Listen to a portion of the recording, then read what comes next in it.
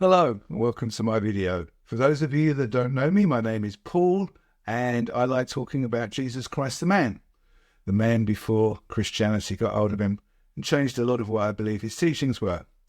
This is my number three video, and I've had one comment so far on one of my other videos that I'm a load of rubbish, and I totally accept that.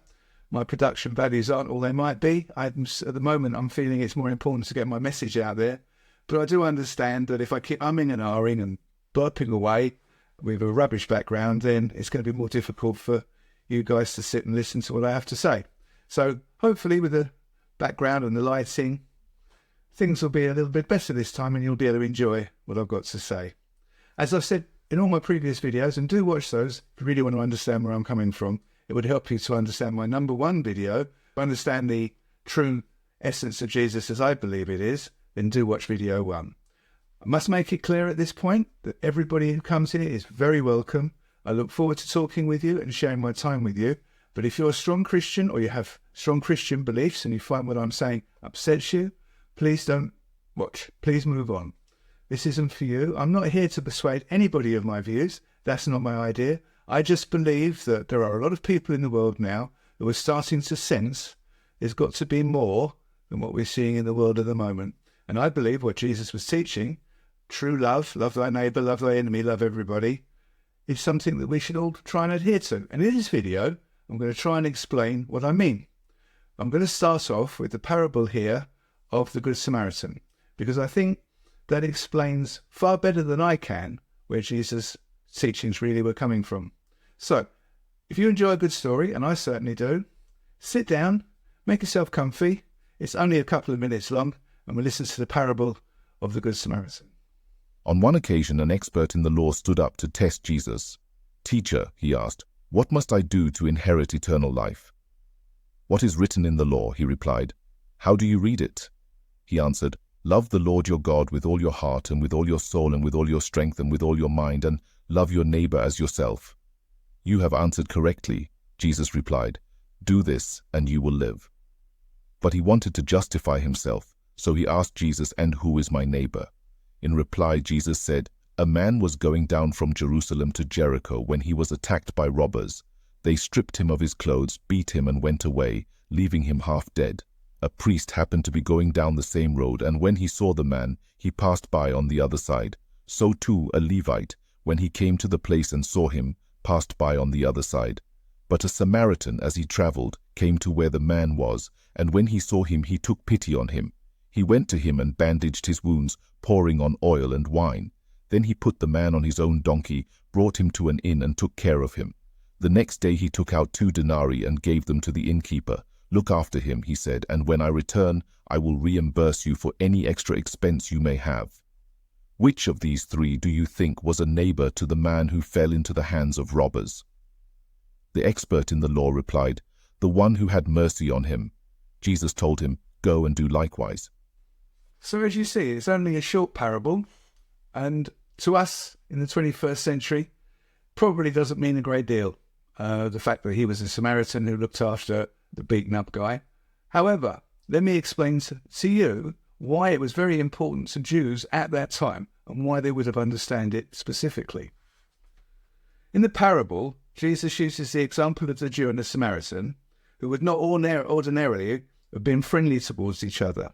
I mean, more than that, the Jews hated the Samaritans and the Samaritans weren't very fond of the Jews.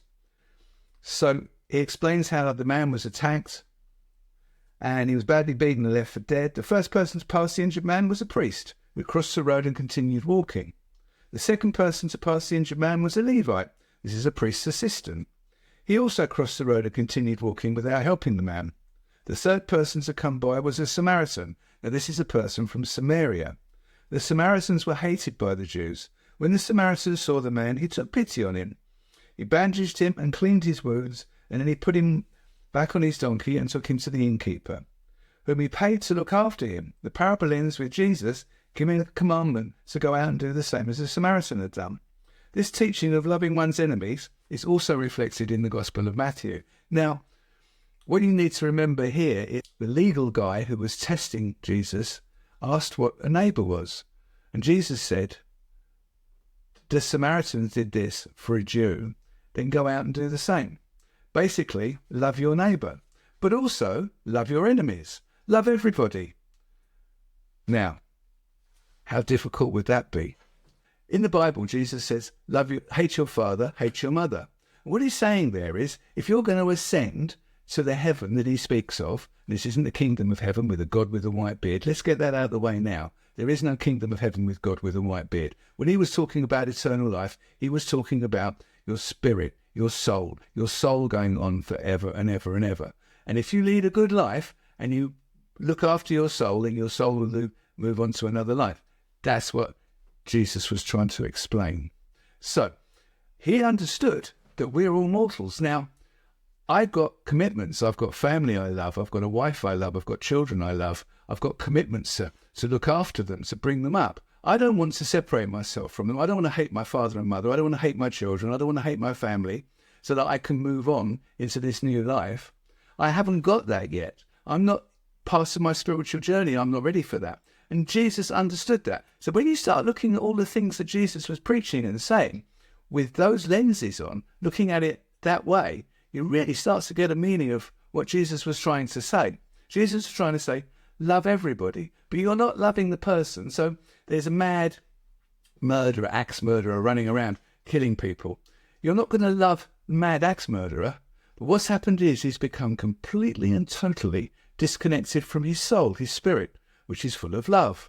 And his spirit is disconnected from him. So by loving his spirit, love thine enemy, love people who hate you, love people who can harm you and hurt you. By loving them, you're connecting with their spirit. You're loving their spirit. And this is giving their spirit, their soul, an opportunity to reconnect with them. So if there's enough people in the world, and let's face it, there's a lot of us, there's enough people in the world that can send out that sort of love to the people that do want to harm us, do want to hurt us, do want to trod us down, do want to be richer and richer and richer for no other reason than it gives them power. If we can send out our love to these people and their spirits, then their spirit stands a chance to reconnect. Plus the fact that they won't understand that they're being loved. And this is what Jesus was coming from. If we could all do this, if everybody in the world could start to love, well, that's ridiculous, isn't it? But is it? I'm from the generation, we were all hippies in my day, when we used to have hair and long hair. And we were talking about the dawning of the age of Aquarius and what's happened to the world. It seems to have got worse and worse and worse. We haven't had a Cold War. We're not in the situation where the world's going to be annihilated with nuclear bombs, as things stand at the moment, but that could change. Now's a good time to start sending out lots and lots of love to these people who could press the button, lots of love to people who want to harm us and press us down. Now, the dawning of the age of Aquarius, because it ended the Pisces, the zodiac signs apparently last for 2,000 years, and we're coming to the end of the Pisces and starting the Aquarius.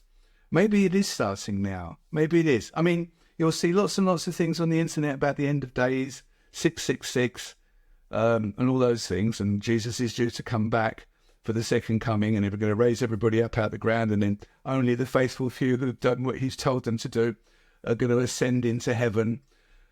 But let's be honest. If I look at Jesus' teachings, do you think that people who call themselves Christians, who want to stop me having my freedoms, want to stop me doing what I want to do and stop you doing what you want to do because they don't think it's right, are they the ones that are going to go to heaven? Are they the ones that are going to go to enjoy all the wonders of the heaven that they believe's there? I mean, they've completely missed the point. It all started way back, as I've said in my other videos, with the Romans, with St. Paul. I mean, let's face it, if you've read it in the Gnostic Bibles, you'll know that it's more spiritual. It's much more spiritual. Peter didn't like women because he was quite upsetting things he said about Mary. And let's face it, Mary Magdalene was never a prostitute. The woman of bad ways who came and washed Jesus' hair wasn't named in the Bible. It was later on in the Middle Ages, when they wanted to put women down a little bit more, they said that Mary Magdalene was the prostitute, which isn't true. Mary from Magdala, was quite a wealthy woman. and she became very, very friendly with Jesus. These are things that have been found in the Bible, if you read it properly. There's lots of Marys. It's difficult to work them all out. However, to get back to the point, and I'm not going to start waffling because, I don't want to be told I'm rubbish again. Well, you can if you like. So I just want to say, it's about loving people. Plain and simple. That's all Jesus ever taught, was to love everybody. People you disliked, people who disliked you, when I said love people who you dislike, you can't. You love their spirit. You love the spirit of the person. This is the change. This is the difference. Can you now see what the difference is? You're not loving the person who beats people up, who, I don't know, child killer, mad axeman, serial killer, someone who drives thousands, someone who goes into a country and blows the country up for no other reason than they want that bit of land or they want that oil well that's there. Those people, you're not loving them because that mortal part of them has become totally disconnected from their soul, from their spirit. What you're going to do is you're going to send out your love to the spirit. You're going to send out your love to the soul of that person and give that soul an opportunity to show that soul that it's loved and give that soul an opportunity to reconnect with the mortal. Now, one of the really important things that Jesus taught was forgiveness. And, there's lots of examples in the thing, every sinner that returns, the bells in heaven will ring, etc., etc. And it's true, but a lot of people are now saying that by that, as Jesus was saying, that it allows you to let go, and it does. I mean, if you go through therapy or whatever, and somebody does something bad to you, like, let's say for argument's sake, your mother treats you badly as a child, and you're going to go through the rest of your life wanting your mother to apologise to you, and she's never going to, then that's in you. That's going to give you real problems, not your mother. She doesn't care. If she's that sort of mother, she doesn't care. She's treated you badly as a child, and you've got to get over it. So what you have to do as an adult when you go through therapy is you have to forgive them for not forgiving you, for not asking for your forgiveness. You have to forgive, because otherwise you can't move on, because you're always carrying that anger inside. You're always carrying that anger and upset inside you. And this is true. And this is excellent therapy. So if somebody does you can't control what other people do and what other people say and what other people think. You can't control someone that they're going to say sorry to you when they've hurt you. If they don't want to, they won't. And you can't make them.